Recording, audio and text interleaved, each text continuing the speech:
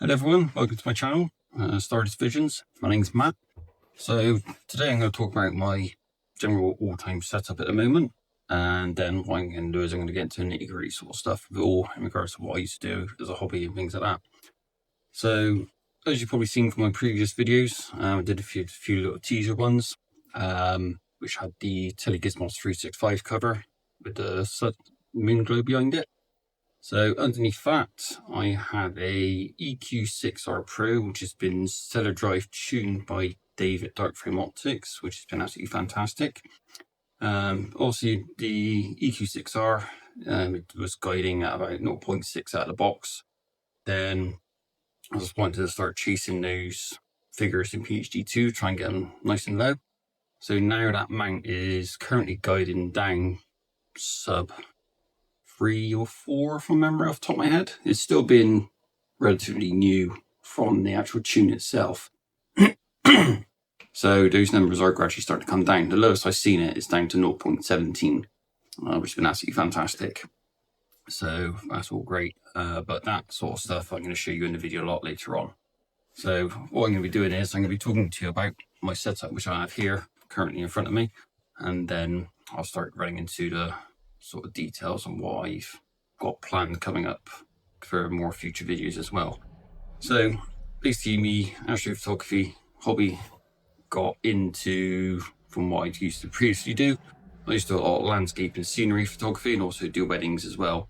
I've also done a few gig sets as well for like some DJs as well. I've done guest DJ photo sets for Jimmy Eats World, the Libertines, and some other big top acts as well. So I sort of ventured from that and then got more adventurous, then doing a lot of landscape and scenery and high definition work for nightscapes as well. So going forward from that, I then got into astrophotography. So then I bought my sort of first little mount, which is a little Star Adventurer DTI, which I then set up my DSLR on. And then I think it was a Canon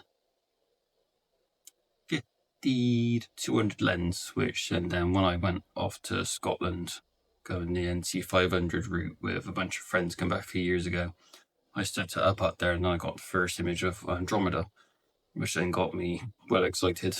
You know, the picture was absolutely horrendous. It then sparked my interest in going forward with the astrophotography side. So then I started venturing down the route of looking at more astrophotography dedicated sort of systems then. So then going forward after that, I then started looking at proper kit as well and things like that, which then leads me to explaining what I have here. So this is my astrophotography setup. It's a Ascar SQA 55, which is a 264mm focal length fixed scope. And then I also have a ZWO EAF focuser on there as well, followed by an Ascar 32mm guide scope and a Player One Cirrus 462M guide camera. On the back end here, I have a Player One Uranus C Pro camera. And just on the other side here, I have a small mini SV Bonnie power box on there, which I guess a lot of you are all probably familiar with this sort of kit, which I actually have here itself. Also, I also do have a SV Bonnie filter drawer as well, which is currently equipped with a SV Bonnie 220 dual narrowband filter, which is what I primarily use for my imaging subjects at the moment. So I also got 2 dew heaters linked into this as well, which are the 2 SV Bonnie dew heater straps and the dew heater controls here itself as well. Most of those are probably looking at getting SV Bonnie power box, and you're going to be linking up dew heaters and cameras and things like that into this sort of setup. A standard 5 amp power supply is not going to be enough to power this box, followed by 2 dew heaters and a cooled color camera as well into the actual system itself. So you're probably going to be looking at probably a 10 amp power supply to keep this whole rig running stable so it doesn't trip the, I can't remember what it is now,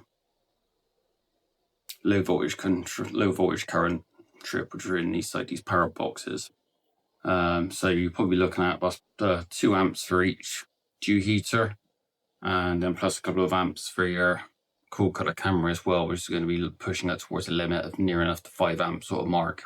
So that's why I recommended you're going to be going up towards a 10 amp power supply. I'll keep it all nice and tidy, just like this setup here. So also forgot to mention, I have a temperature probe sensor plugged into the actual EAF as well, because what I do, I run temperature compensation on through Nina. So every single 1 degree of change, it runs an autofocus routine to then keep the stars nice and sharp, and also the whole image itself as well. So other than that, really, that's all my setup.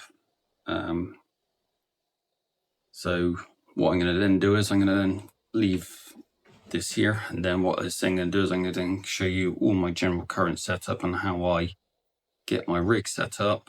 And it's going to show you me putting the OTA on, balancing the rig, and it's going to then go into a time lapse of the actual video itself as well from imaging, from one of my current imaging sessions. And then at the end of the video, I'm going to show you a few little montage of some of the images I've previously been taken as well. My first proper image I actually did manage to get taken was going to be this one just up here, which is the Iris Nebula. That has about 305 minute subs in that image. So basically, probably, I think it was going up to about 300 images. That's got into that image itself as well. So I'll put all that at the end of the video. So if you have any questions, then by all means, or if I missed anything out, do free to put that into the comments down below. And whatever sort of content you would like me to go forward with in regards to all my sort of editing, what I sort of use as well. I do use PixInsight quite a lot, which does have some majority of the paid add-ons in there as well. So what I could do is I can then put a data set online for you to then download and then edit along with me with some of the actual new stuff I actually have as well, what I've acquired, which does with require the scripts add-ins going into PixInsight and for the repositories.